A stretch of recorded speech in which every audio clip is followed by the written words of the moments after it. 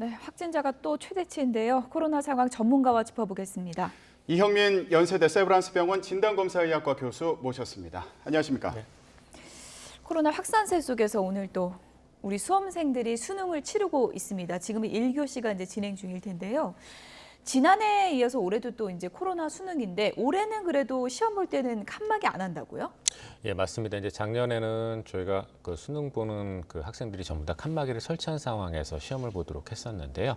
올해는 이제 다행스럽게도 시험 보는 도중에는 칸막이를 하지 않고 그다음에 이제 점심 식사할 때만 그때만 칸막이를 일시적으로 설치했다가 제거하는 방식으로 운영이 됩니다. 이제 그렇게 결정을 한 이유는 여러 가지가 있겠지만 일단 그 이번에 수능을 보는 학생들과 그다음에 교사들의 예방 접종률이 95% 정도로 굉장히 높은 편이기 때문에요.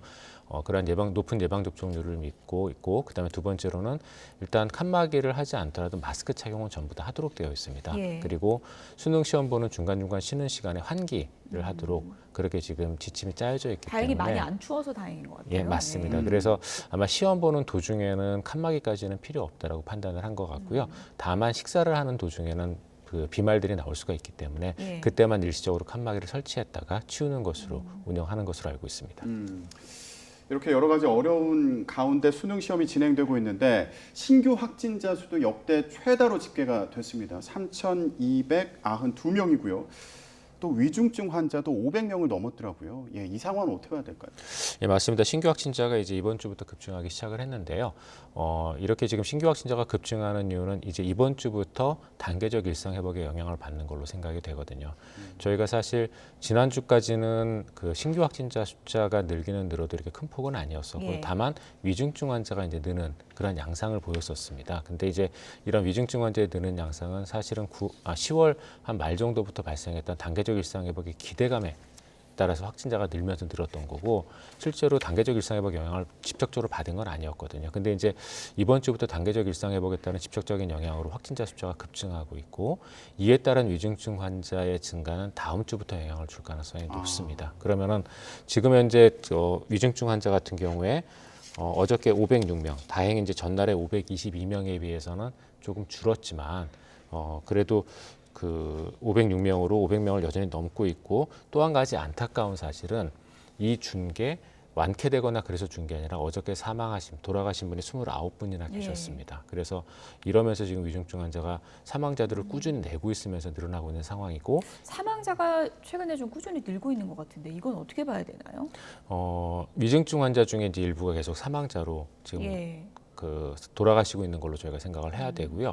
이렇게 이제 사망자가 꾸준히 늘고 있는 건 저희가 분명히 작년에 비해서는 상황은 좋습니다. 작년에 저희가 3차 대유행 때 하루 최대 1,200명 정도 발생했을 때 사망자가 최대 40명까지 올라갔어요. 40명까지요? 예, 근데 네. 지금은 2,500명 전후반 정도 환자가 발생을 하고 있으니까 거의 2배거든요. 근데 그럼에도 불구하고 이제 돌아가시는 분의 숫자는 작년에 비해서 한 절반에서 80% 수준이기 때문에 예방 접종 효과가 분명히 있거든요. 근데 그럼에도 불구하고 전체적인 감염 규모가 워낙 커지고 있고 그다음에 예방 접종을 맞지 않으신 분들, 그다음에 예방 접종을 맞으신 분들도 60대 이상의 고위험군에서의 감염이 돌파 감염이 늘어나면서 지금 위중증 환자 사망자가 꾸준히 늘어나고 있는 걸로 생각이 됩니다. 확산세가 어디가 정점인지도 잘 모르겠고 위중증 환자가 어디까지 늘어나도 괜찮은 건지 잘 모르겠다는 분들 많아서 방역 당국에서 이제 위험도를 평가해서 단계별로 얘기를 한다 그래요? 지금은 어느 단계인가요, 그럼?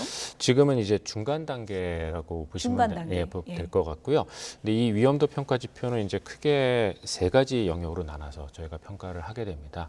근데 이제 그게 하나는 의료 방역 대응 지표가 있고 발생 지표가 있고 예방 접종 지표가 있는데 이 지표들을 어떻게 평가하냐면 주간 평가 그다음에 4주 상황을 평가하는 단계 평가, 그다음에 이 지표 중에 뭐가 하나가 특히 이제 위중증 환자가 많이 들거나 그랬을 때 급작 저희가 긴급하게 시행하는 긴급 평가를 나누게 됩니다. 예. 그래서 요 주간 평가하고 단계 평가하고 긴급 평가를 종합적으로 저희가 운영을 해서 크게 5가지 단계. 그러니까 매우 낮음부터 시작해서 매우 높음까지 단계로 저희가 단계를 매기게 되고 지금 현재 이 평가에 따르면은 비수도권은 매우 낮음, 그다음 수도권은 중간 단계에 속하는 걸로 저희가 볼 수가 있습니다. 네.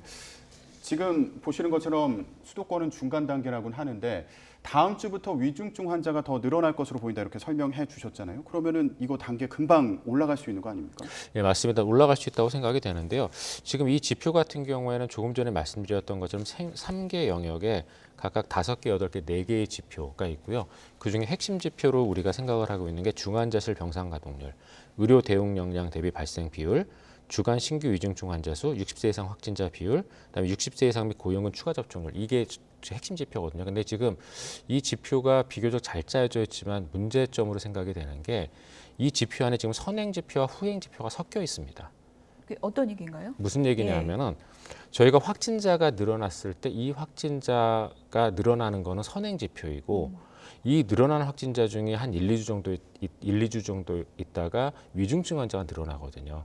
그런데 이게 지금 가장 먼저 나오는 지표와 중간 정도쯤에 나오는 지표, 가장 마지막에는 결과 지표가 섞여 있다 보니까 이런 것들을 저희가 어떻게 평가를 할지에 대한 것들이 조금 고민스러운 부분들이 있거든요. 그래서 이게 지금 가장 선행하는 지표와 중간 지표, 그다음에 최종 결과 지표에 대한 것들을 우리가 어떻게 봐야 될지 그런 부분들이 조금 고민이 되는 부분이 있습니다. 예를 들어서 위중증 환자가 많이 늘어나서 지금 위험하다. 그건 지금 위험한 게 아니거든요.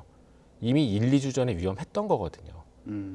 그러니까 확진자가 막 늘어나기 시작했을 때 그 확진자 분석을 제대로 하고 그중에 위중증으로 갈 고위험군이 많아졌으면 사실 그때 조치를 취했어야 되는 거지 예. 지금 위중증 환자가 늘어났다고 조치를 취하는 건 아니거든요. 그래서 이런 부분들에 대한 선행과 후행에 대한 부분들을 저희가 좀 잘 보고 사실은 지표 설정을 하고 거기에 대한 분석을 해야 되는데 이런 부분들에 대해서는 조금 설명이 없어서 이런 부분들이 좀 반영이 돼야 될 것 같습니다. 교수님 조심스럽지만 방역 당국도 얘기를 했잖아요. 뭐 5천 명까지도 갈 거다 이렇게 예측을 했는데 지금 이번 주가 3천 명대입니다.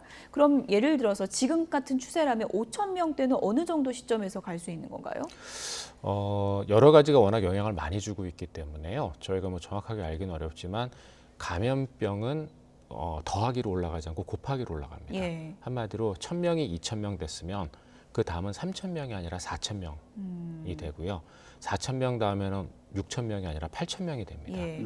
그러면은 지금 현재 저희가 2,500명이 지금 급작스럽게 3,000명대로 일주일 만에 올라왔거든요. 그러면 만약에 우리가 이번 주에 적절한 조치를 취하지 않으면 그러면 다음 주에는 분명히 4,000명대로 넘어갈 수 있고요. 아마도 2, 3주 이내에 5,000명까지 올라갈 가능성도 저는 있다고 생각을 합니다. 예. 그러면 위중증 환자도 잘 봐야 될 텐데 그러다가 병실도 부족하다는 얘기 나오는 거 아니에요? 예, 맞습니다. 그래서 지금 이제 김부겸 총리가 이제 내일 수도권에 있는 그 3차 종합 그러니까 3차 의료기관 병원장들과 만나겠다고 지금 얘기를 하고 있는데요. 근데 한 가지 중요한 거는 병실 자체도 문제가 되지만 이 병실을 운영하는 그 중증 환자를 볼 수 있는 잘 훈련된 인력 부분이 사실은 제일 문제가 되는 거거든요. 근데 이 인력이 부족하다는 얘기는 지난 1년 또는 1년 반 동안 계속 의료계에서 해왔던 얘기들입니다. 그런데 이런 부분들에 대한 것들이 지난 1년 사이에 전혀 해결되지 않고 지금도 역시 지금 똑같은 문제가 반복되고 있는 게 제가 보기에는 개선이 굉장히 필요한 부분이라고 생각이 되거든요.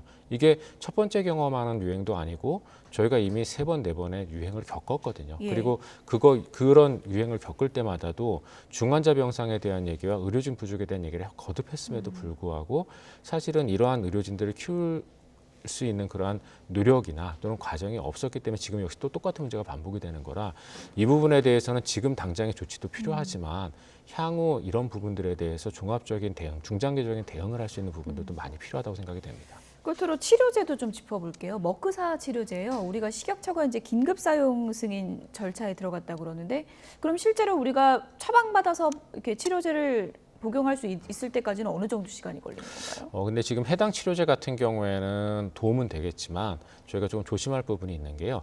이 치료제 같은 경우에는 경증 환자에서의 코로나19 바이러스 배출 기간과 그다음에 그 병의 이완된 기간 자체를 줄여주는 효과는 있지만 지금 현재 우리나라가 큰 문제가 되고 있는 거는 위중증 환자들 예. 쪽이거든요. 근데 이런 쪽에 대해서는 지금 현재 아직은 치료 효과가 부족하기 때문에 아마 제한적인 어떤 도움을 줄 수 있을 걸로 생각이 초기에 됩니다. 먹으면 효과는 있습니까? 예, 그래서 경증 환자의 경우에 있어서는 바이러스 배출 기간과 질병 이완 기간을 분명히 줄여주는 걸로 되어 있습니다. 근데 이제 이게 그렇다 하더라도 또 한 가지 중요한 문제가 모든 약제는 내성이 생깁니다.